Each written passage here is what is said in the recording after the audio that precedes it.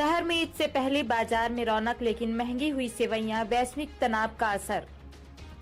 रमजान माह के आखिरी दिनों में शहर में ईद की रौनक साफ नजर आने लगी है। बाजार पूरी तरह सज चुके हैं और मुस्लिम समाज के लोग बड़ी संख्या में खरीदारी के लिए पहुंच रहे हैं। दुकानों पर सेवइयां, फेनी और ड्राई फ्रूट्स की जमकर बिक्री हो रही है। चांद दिखने के बाद शनिवार को ईद मनाए जाने की संभावना के बीच तैयारियां तेज हो गई हैं। इस बार ईद के बाजार में रौनक तो है, लेकिन महंगाई ने लोगों की चिंता भी बढ़ा दी है। खासकर सेवइयों के दाम में पिछले साल के मुकाबले करीब 40% तक की बढ़ोतरी देखी जा रही है।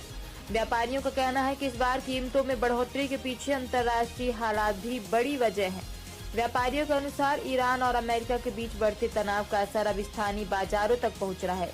सेवइयां बनाने में इस्तेमाल होने वाला कच्चा माल की आयात और सप्लाई पर असर पड़ा है, जिससे लागत बढ़ गई है। इसके चलते थोक बाजार में ही भाव ऊंचे हो गए हैं, जिसका असर खुदरा बाजार में साफ दिख रहा है।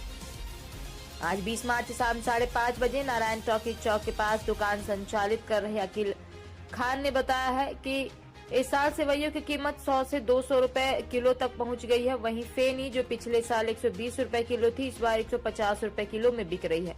उन्होंने बताया कि भोपाल में थोक भाव ज्यादा होने के कारण इस बार खंडवा से माल मंगवाना पड़ा, लेकिन वहां भी कीमतें पहले जैसी नहीं रही। शहर के बाजारों में इंदौर, भोपाल, खंडवा सहित कई शहरों की सेवइयां उपलब्ध है। हैदराबादी, लखनवी, कानपुरी, अहमदाबादी और रायपुरी सेवइयों के साथ दूध फेनी और मावा फेनी की खास मांग बनी हुई है।